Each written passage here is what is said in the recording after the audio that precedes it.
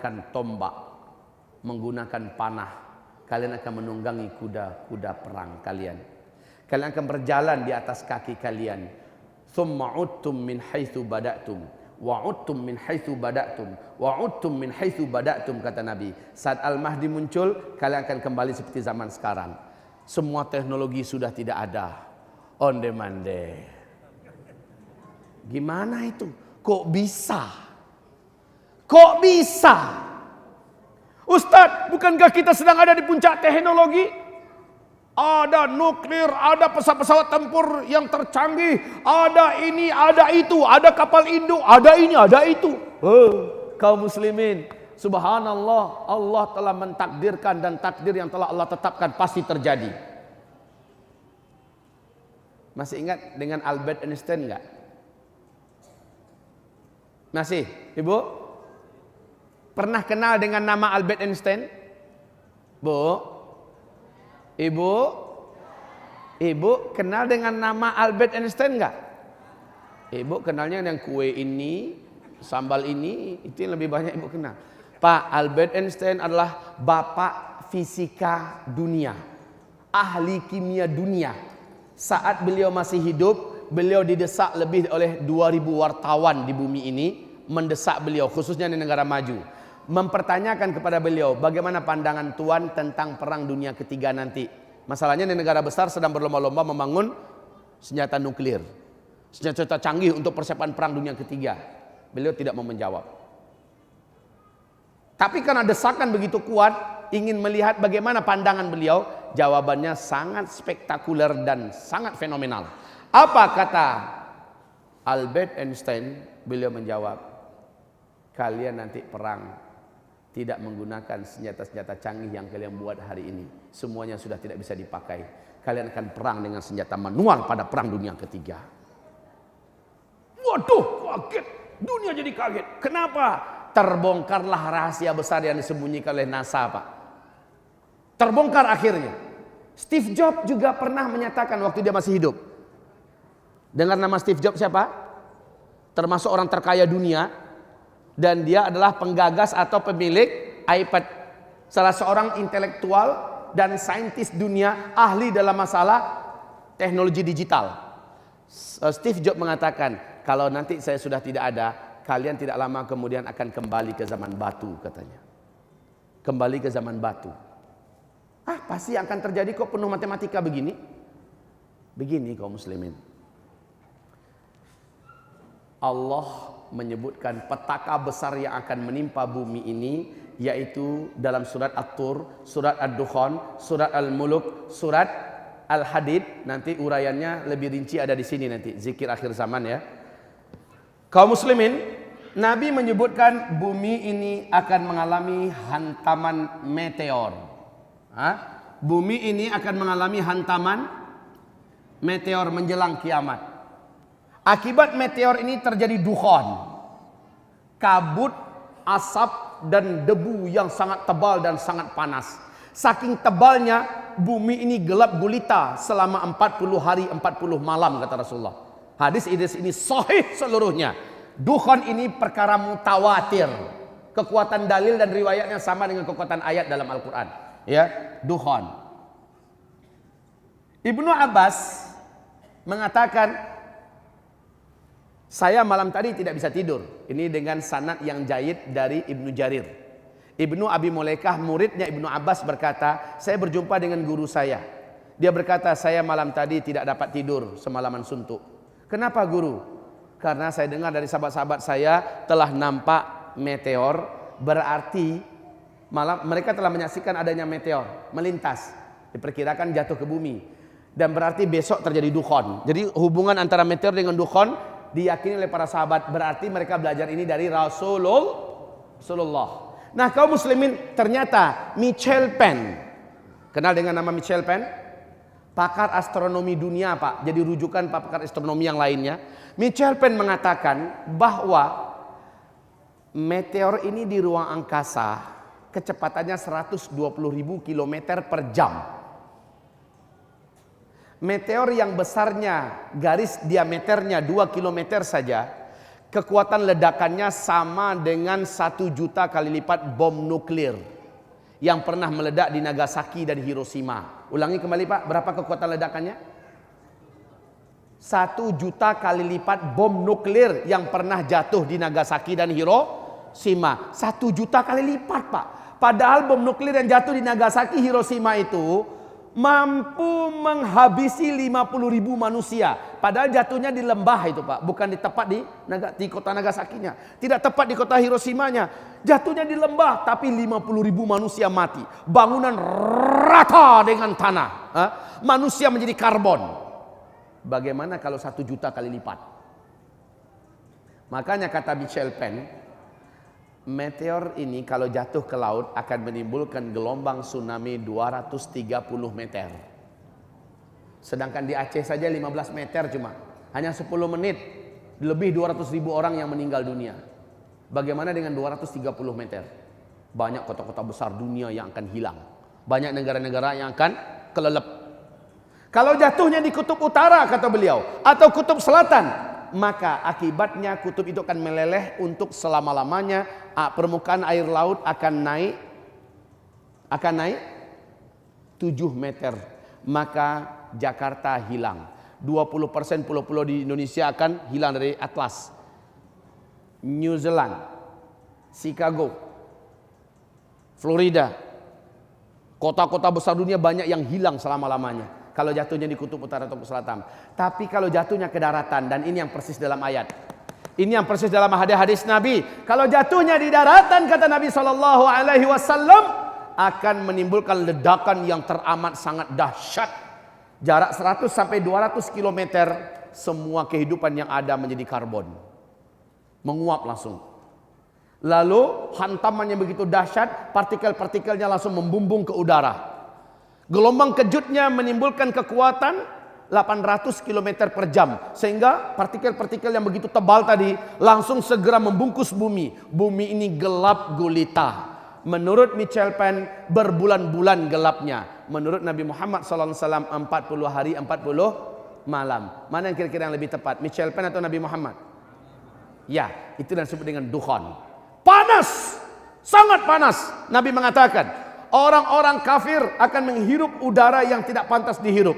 Lalu menggelegaklah jantungnya, banyak yang mati. Yang hidup akan melepuh kulitnya, keluar asap dari lubang hidungnya, keluar asap dari mulutnya, berasap matanya, berasap lubang telinganya, dan keluar asap dari lubang duburnya. Betapa tersiksanya orang-orang kafir ketika itu. Tapi orang-orang Islam, orang beriman, kata Nabi SAW, mereka hanya seperti terkena flu dan demam akibat ketaatannya sebelum ini. Maka pantas Pak, di sini Nabi pesankan, di sini saya lupa tadi, alhamdulillah saya ingat sekarang. Di sini yang mana ini? Yang mana ini? Nabi mengatakan saat kamu menyaksikan di Syam sudah banyak terjadi fitnah, pembantaian, pembunuhan. Kamu wahai umatku yang hidup di mana-mana di bumi ini, badiru bil a'mali sholihah. Beramallah kamu, berlomba-lombalah memperbanyak amal-amal soleh. Ternyata salah satu rahasianya kebuka sekarang. Saat meteor jatuh, orang yang banyak amal solehnya kebal daripada bahaya dukhan itu. Makanya Nabi isyaratkan perbanyak amal soleh, perbanyak amal soleh, perbanyak amal soleh. Termasuk orang-orang yang selamat dengan munculnya Dajjal adalah orang yang iman dan amal solehnya sebelumnya sudah dipush sebanyak-banyaknya. Jadi Pak, minta maaf ya, kita hidup sekarang ini bukan lagi untuk memperbanyak uang Pak. Berlomba-lomba memperebutkan bangkai dunia yang akan hancur ini, bisa binasa semuanya. Tapi berlomba-lomba memperbanyak amal. Bu, berlomba-lomba memperbanyak, bukan memperbanyak uang, membengkakkan rekening. Bukan kaum muslimin. Bukan sibuk pergi pagi pulang malam. Bukan lagi untuk itu kaum muslimin yang kami muliakan. Tetapi memperbanyak amal. Apapun kerjaan Bapak, jangan ditinggalkan. Tapi sholat 5 waktunya prioritaskan ke masjid. Dimanapun berada, sholat 5 waktunya prioritaskan di masjid. Sholat qabliyahnya, sholat ba'diyahnya, rawatibnya, sholat sunat duhanya, tahajudnya. Pak, Rasul perintahkan badiru bil a'mal. Perbanyaklah oleh kamu melakukan amalan-amalan soleh. Fitanan, di masa-masa fitnah. Di hadis yang lain Nabi mengatakan wal fitan bisyam. Yang dimaksud dengan fitnah-fitnah itu adalah di Syam. Nah, saat fitnah di Syam membara, kamu yang ada di Indonesia, kamu yang ada di Afrika, kamu yang ada di Amerika, perbanyaklah amal soleh. Berlomba-lomba perbanyak amal soleh. Terus terang saja, ini zaman di mana orang paling banyak megang jet-jet, megang handphone. Suami istri mau tidur, suami megang handphone, istri megang handphone, sampai ngorok dengan handphone. Al-Quran sudah lama ditinggalkan. Sambil nunggu mobil, sambil nunggu trans, ya, mobil trans, atau di dalam mobil juga sambil bergelantungan handphone. Al-Quran sudah lama ditinggalkan. Padahal Al-Quran termasuk penjaga yang paling sempurna ketika hari huru hara. Dari sekarang, Pak. Dari sekarang kamu hamba Allah yang kami muliakan, berubahlah lagi. Lakukanlah banyak amal soleh. Stop daripada melakukan amal-amal salah kaum muslimin. Kita tak lama lagi, tidak lama lagi. Wallahi, demi Allah tidak lama lagi. Maka bukan saatnya sekarang untuk masih tamak dengan dunia. Tapi bukan berarti kita boleh meninggalkan urusan dunia. Ini juga perlu saya ingatkan kepada Bapak Ibu. Baik kaum muslimin, setelah ini terjadi, dilanjutkan oleh Michel Penn. Michel Penn melanjutkan bahwa ketika meteor ini menghantam bumi, meteor itu mengandung siderite. Apa yang disebut dengan siderite? Kandungan zat besi, Pak, yang padat. Saat dia menghantam atmosfer bumi kita, terjadi dentuman yang sangat besar, seluruh bumi bisa mendengarkan.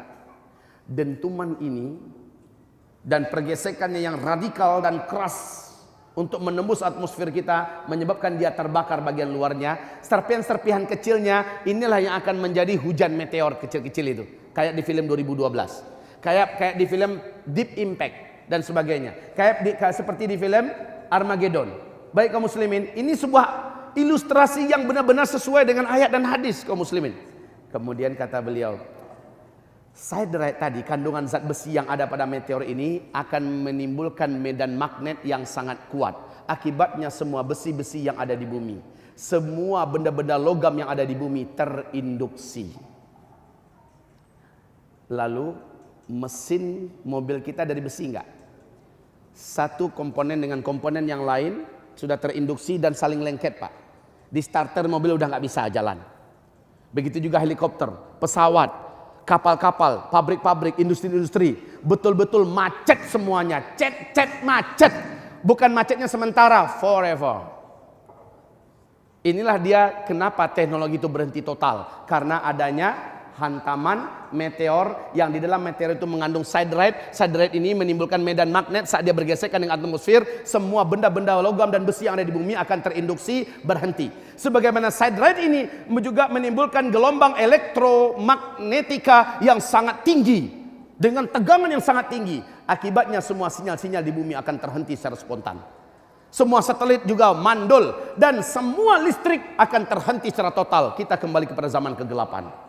Kaum muslimin yang kami muliakan, dan NASA Amerika mengumumkan bumi kita pada saat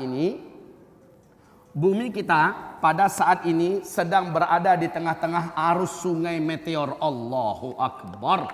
Bumi kita saat ini sedang berada di tengah-tengah arus sungai meteor. Ketahuilah kaum muslimin, apa yang terjadi di ruang angkasa? Ini seperti ini. Di ruang angkasa, ini seperti ini meteor, ratusan juta jumlahnya. Sudah diperingatkan oleh Amerika Serikat, NASA Amerika Serikat 2012, bahwa bumi kita pada tahun 2013 akan memasuki arus sungai meteor. Diperkirakan 2013 sampai 2016 baru lepas dari arus sungai meteor ini, akan ada hantaman 1.300 meteor menurut NASA. Ternyata benar, Pak. Pada tanggal 15 Februari 2013, meteor pertama masuk menembus atmosfer bumi kita dan jatuh di Siberia, Rusia. Masih ingat nggak? Ini meteor pertama. 1.200 korban. 30.000 gedung-gedung yang ada kacanya hancur. Ya, meteor ini beratnya 70.000 ton. Nasib baik jatuhnya tepat di danau es, Pak. Sehingga danau itu langsung menggelegak dan membentuk kawah yang berapi. Luar biasa. Untung meteornya kecil. Pada tanggal 14 April, meteor kedua menembus lagi lapisan pertahanan bumi yaitu atmosfer dan tepat jatuh di Argentina. Tapi nasib baiknya Pak, tidak sampai ke daratan. Dia meledak di atas udara negara Argentina di malam hari, hari Minggu saat itu sedang ada konser musik raksasa. 9 kota langsung terang benderang beberapa detik. 7 November jatuh lagi di Los Angeles. Masih 2013. Ya. Tahun 2014 meteor di malam hari, banyak negara-negara bisa menyaksikan melintas di negara mereka. Bahkan Indonesia sering menyaksikan ya, di malam hari ratusan ribu meteor melintas di atas negara kita Pak. Alhamdulillah nggak nabrak bumi kita. Nah yang kecil-kecil 2014 banyak yang kena Pak. Tapi meledak-meledak semuanya, hancur-hancur seluruhnya di atmosfer kita. Kaum muslimin yang kami muliakan, sekarang kita 2015 akhir dan mau masuk 2016. Sepertinya kita sudah mulai di penghujung. Apakah benar ada salah satu di antara meteor itu yang besar yang akan menghantam bumi kita? Jawaban yang paling tepat, Allahu a'lam. Tapi kita sedang tepat di arus sungai meteor. Rasulullah bersabda, lihat ini baik-baik. Bumi ini akan mengalami hantaman meteor dan hujan meteor. Di mana akan banyak kota-kota tenggelam, banyak manusia yang berubah bentuknya. Dan hujan meteor ini akan menjadikan segala-galanya berubah. Sahabat-sahabat bertanya, kapankah itu terjadi ya Rasulullah? Kalau pada umatku sudah terjadi 3 perangai ini. Kalau pada umatku telah terjadi 3 perangai ini, maka hujan meteor akan menghantam umat manusia. Fi hadhil ummah khasfun wa maskhun wa qadhfun. Pada umat ini nanti akan terjadi penenggelaman banyak daratan. Akan terjadi perubahan banyak bentuk. Dan akan terjadi hujan meteor. Para sahabat bertanya, qala rajulun minal muslimin wa mata dzaka ya Rasulullah? Wahai Rasulullah, kapankah itu terjadi? Nabi menjawab, idza zaharatil qainat wal ma'azif wa syuribatil khumur. Kalau di bumi ini pada umatku sudah banyak bermunculan penyanyi-penyanyi wanita. Ini yang pertama. Yang kedua kata Nabi, wal ma'azif, apabila di tengah-tengah umatku di bumi ini sudah banyak umatku yang menggandrungi musik dan menyebarnya musik. Sudah apa belum semuanya? Yang ketiga kata Nabi, wasyuribatil khumur, apabila khamar, tua, arak sudah diminum secara formal dan legal, menyebar juga di mana-mana. Masya Allah. Bahkan istana kita saja dalam tayangan TV sudah tidak malu-malu petinggi-petinggi negara kita saling tos-tosan sementara di dalamnya adalah arak. La haula wala quwata illa billah. Sekarang khamar sudah disebut dengan nama yang berbeda-beda kaum muslimin. Baik kaum muslimin yang kami muliakan. Jadi kalau begitu, selepas ini habislah kita. Iya. Di sini nanti umat Islam masih hidup sebagiannya. Sebagian yang lain akan banyak musnah di muka bumi ini. Kaum muslimin, dan teknologi juga sudah tidak ada. Dan itu dekat lagi Pak. Jika iya antara sampai 2016 meteor yang ada di ruang angkasa menghantam bumi kita, berakhirlah teknologi kita. Berakhirlah rumah-rumah sakit tutup karena rumah sakit bergantung dengan teknologi. Berakhirlah bank-bank karena bank-bank bergantung dengan teknologi. Ayo, yang uangnya ada di bank sekarang Pak, tarik. Lalu diapain? Bantu dakwah, bantu masjid, bantu pondok pesantren, bawa keluarga, pergi umroh, pergi haji, mahal juga nggak apa-apa, bayar. Sekarang Pak duitnya masih berguna, belikan tanah untuk pesantren. Bantu dakwahnya melawan apa? Syiah Indonesia. Bantu perjuangan kaum muslimin yang ada di Suriah hari ini. Bantu kaum muslimin yang ada di Palestina hari ini. Bantu para kaum muslimin yang kelaparan di Suriah hari ini. Banyak bisa kita lakukan kaum muslimin. La haula wala quwata illa billah. Ayo sebentar lagi kita akan galang dana ke Suriah. Mau? Mau? Kok ngangguknya lemah? Bapak akan nyesal Pak, tabungan yang banyak nggak bermanfaat lagi. Sekarang masih berguna. Baik kaum muslimin yang kami muliakan. Saya selepas zuhur nanti langsung mengisi di Depok City. Jadi saya minta Bapak Ibu dapat memahami kondisi di mana saya tidak bisa berlama-lama dengan Bapak. Lanjutannya saya persilahkan nanti, ini kaset. Ada 5 judul ya, 4. Ada 5 judul, silahkan Bapak dapatkan di sahabat Yamimah di luar sana. Dan ini kegunaannya adalah untuk dakwah. Kita tidak berbisnis di sini kecuali adalah untuk kepentingan dakwah. Dan di zikir akhir zaman adalah urut-urutan yang kami uraikan serta antisipasi dari masing-masing kejadian. Amalkan ini, lakukan ini, amalkan ini, lakukan ini. Ini juga ada, silakan mendapatkannya di luar sana. Sementara peperangan, bencana, akhir zaman ini lebih luas pembahasannya, lebih ilmiah. Ya, silakan Bapak Ibu yang kami muliakan. Kita kembali sedikit. Berarti sekarang apa yang harus kami buat Pak Ustadz? Ada urutannya. Insya Allah urutan ini Bapak bisa ikuti ceramah-ceramah saya di YouTube ke depan. Ya, saya mempunyai tanggung jawab kepada umat ini menjelaskan. Bahkan saya sebutkan urutan kitabnya juga apa, rujukannya mana, supaya Bapak Ibu, oh anak remaja harus lakukan ini. Oh ibu-ibu, karena dia yang paling banyak murtad ketika Dajjal keluar, dari sekarang harus lakukan ini. Saya akan sampaikan itu Ibu. Ya. Kemudian bagaimana para suami, laki-laki yang masih muda-muda, ketika Al-Mahdi muncul, kami harus buat apa? Saya akan sampaikan ini di YouTube nanti insya Allah Ta'ala.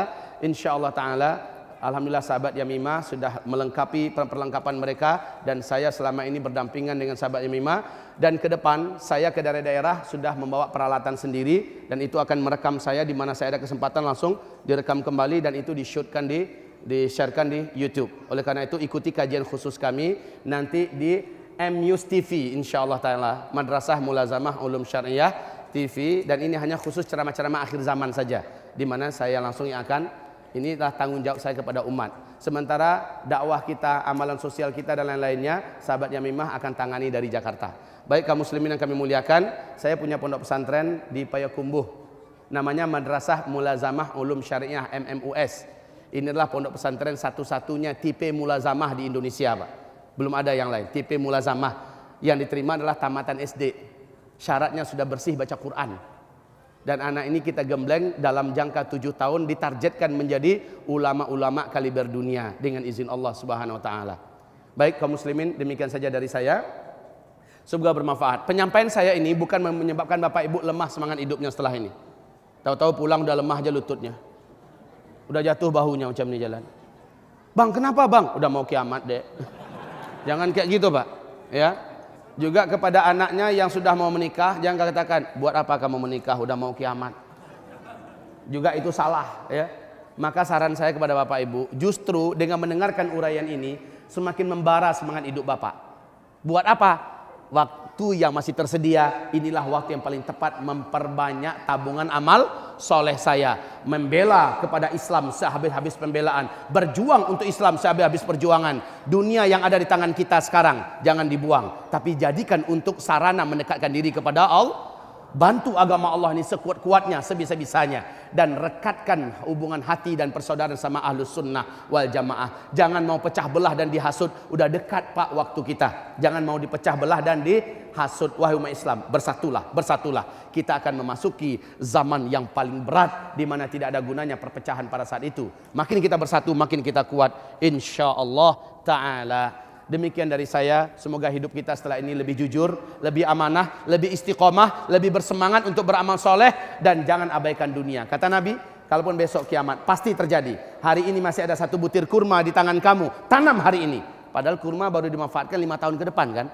Itu menandakan apa? Nabi tak suka kalau umatnya mendengarkan kiamat lalu hilang semangatnya.